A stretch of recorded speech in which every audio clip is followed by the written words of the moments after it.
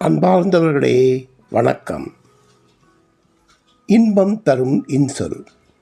சிறுமையுள் நீங்கிய இன்சொல் மறுமையும் இம்மையும் இன்பம் தரும். மற்றவர் மனதை புண்படுத்தாத, சிறுமைத்தனம் இல்லாத இனிய சொற்கள் ஒருவனுக்கு 2 நன்மைகளை தரும். 1, இந்த பிறவியில் நிம்மதி. 2, அடுத்த பிறவியிலும் அழியாத இன்பம். இன்சொல்லே இரு உலகிற்கும் வழிகாட்டி. வன்சொல் ஏன்? இன்சொல் இனி தீன்றல் காண்பான் எவன்கொலோ வன்சொல் வழங்குவது.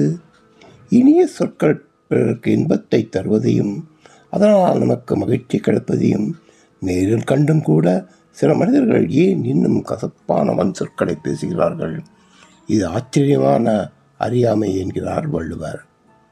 கனியும் காயும். இனிய உளவாக இன்னாது கூறல் கனியிருப்ப காய் கவர்ந்தற்று.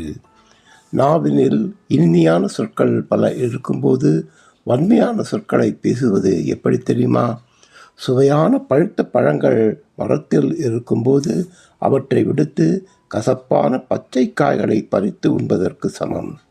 இனிமை இருக்க ஏன் கசப்பை தேட வேண்டும்? விரைவில் சந்திப்போம்.